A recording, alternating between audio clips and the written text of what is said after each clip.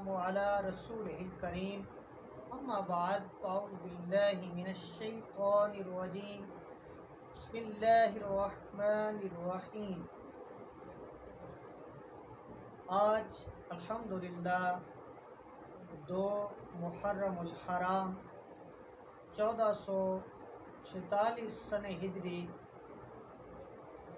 اللہ تبارک و تعالی نے ہمیں توفیق دی کہ ہم قرآن الکریم کا ترجمہ با محاورہ اور قرآن پاک کی تفسیر پڑھنے کے لیے حاضر ہیں۔ اللہ تبارک و تعالی ہماری اس کوشش کو اپنی بارگاہ میں قبول فرمائے۔ سورۃ الفاتحہ مکیہ، سورۃ الفاتحہ مکی ہے۔ وہی 7 آیات اور اس میں 7 آیاتیں ہیں۔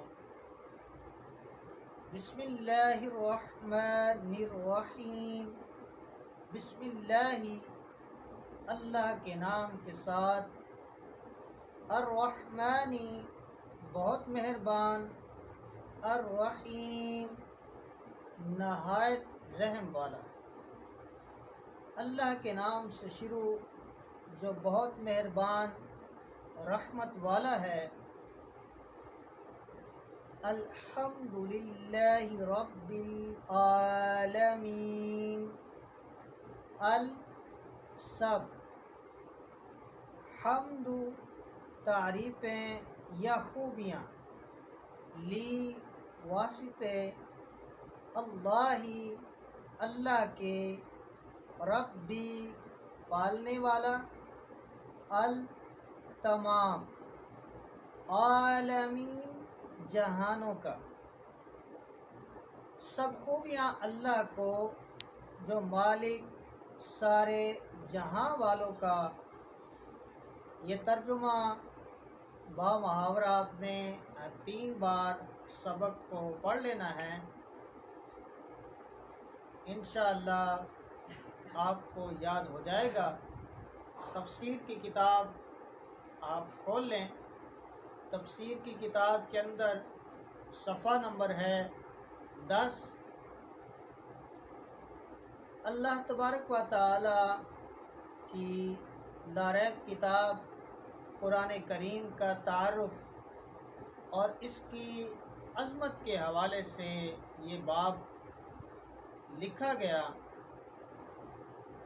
قرآن کریم کی عظمت، اللہ تعالی نے جو عظمت و شان قرآن کریم کو عطا کی ہے وہ کسی اور کلام کو حاصل نہیں۔ یہاں اس کی 11 عظمتیں بیان کی گئی ہیں۔ ان میں سے پہلی عظمت یہ ہے کہ قرآن کریم اللہ تعالیٰ کی واضح دلیل اور اس کا نازل کیا ہوا نور ہے۔ اور اللہ تعالیٰ نے قرآن پاک میں ارشاد فرمایا، یا ایھا الناس قد جاءکم برہان من ربکم وانزلنا الیکم نورا مبینا۔ سورۃ النساء کی آیت نمبر 174، ترجمہ کنز العرفان۔ اے لوگو، بے شک تمہارے پاس تمہارے رب کی طرف سے واضح دلیل آ گئی اور ہم نے تمہاری طرف روشن نور نازل کیا۔ قرآن کریم کی عظمت نمبر 2 میں اللہ تعالیٰ کے علاوہ اور کوئی اس کلام کو اپنی طرف سے نہیں بنا سکتا۔ چنانچہ اللہ تعالیٰ ارشاد فرماتا ہے، وَمَا كَانَ هَذَا الْقُرْآنُ أَن يُفْتَرَىٰ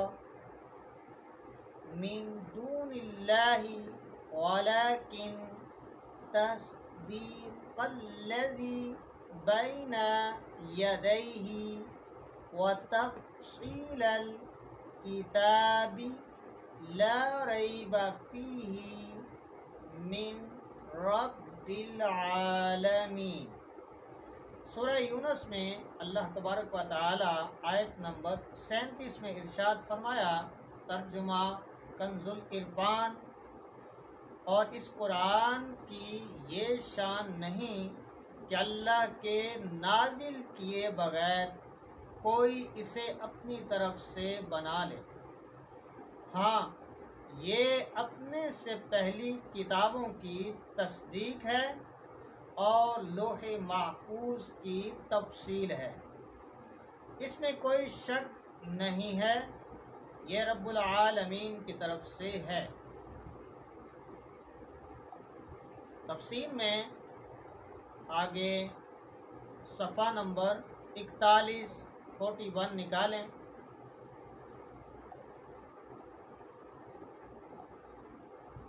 बिस्मिल्लाहिर्रहमानिर्रहीम।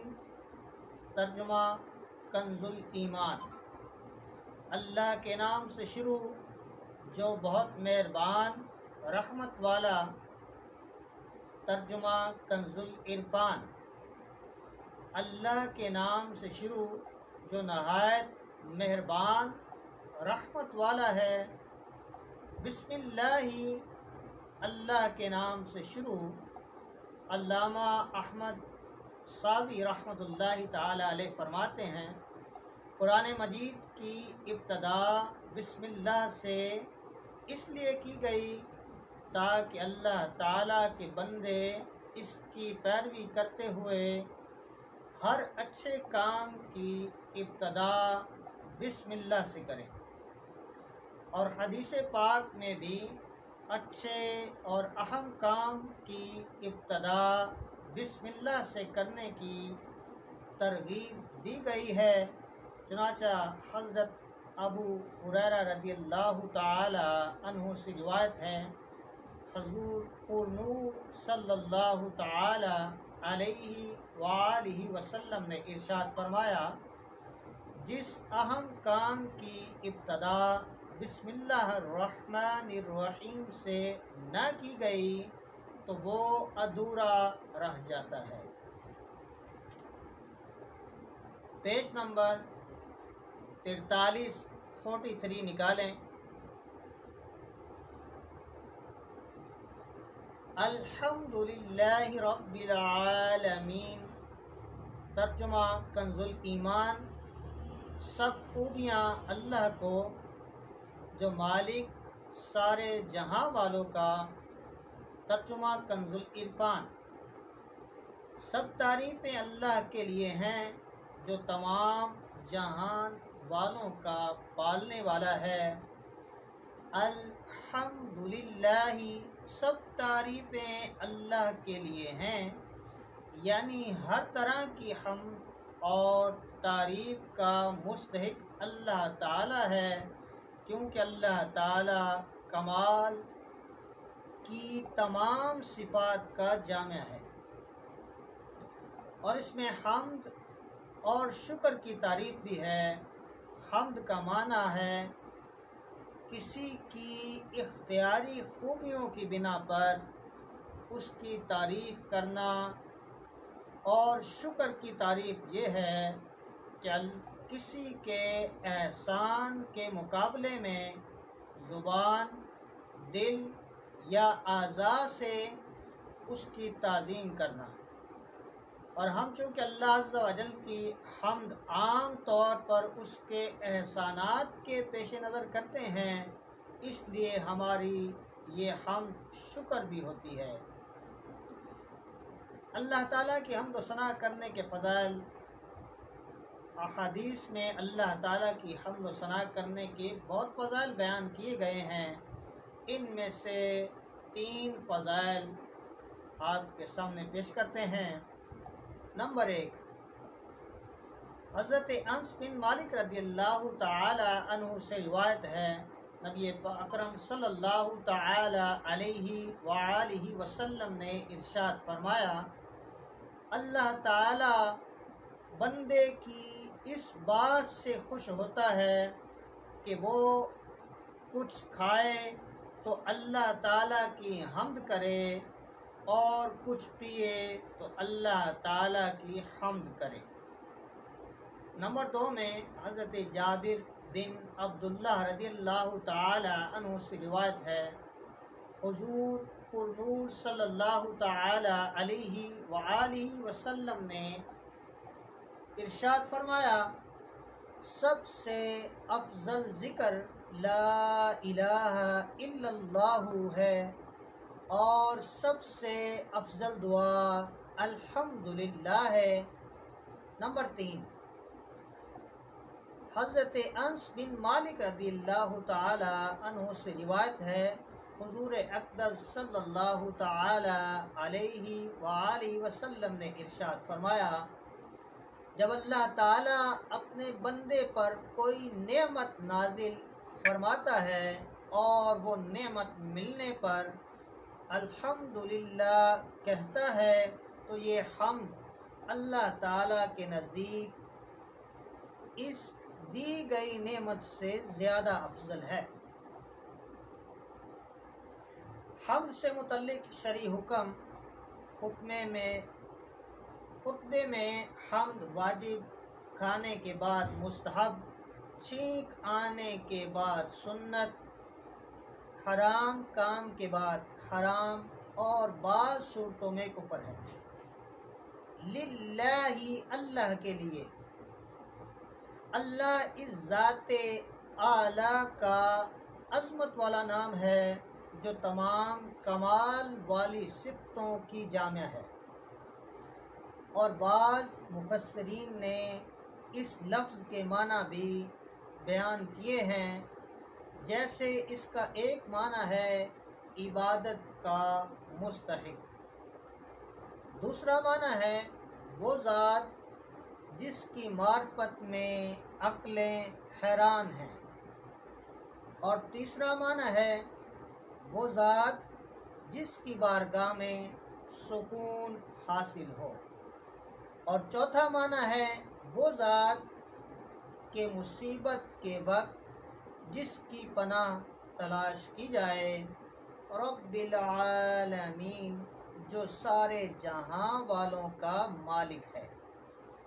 لفظ رب کے کئی معنی ہیں، جیسے سید، مالک، معبود، ثابت، مصلح، اور بتدریج مرتبہ کمال تک پہنچانے والا، اور اللہ تعالیٰ کے علاوہ ہر موجود چیز کو عالم کہتے ہیں، اور اس میں تمام مخلوقات داخل ہیں۔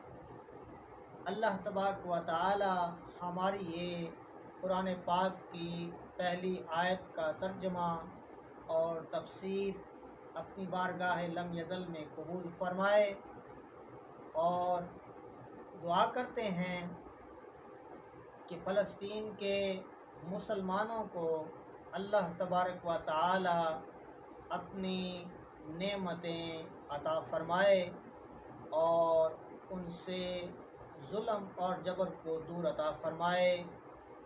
اللہ تبارک و تعالی ہمیں صحیح معنوں میں قرآن پاک کو پڑھنے، یاد کرنے، سمجھنے اور اس پر عمل کی توفیق عطا فرمائے۔ السلام علیکم ورحمۃ اللہ وبرکاتہ۔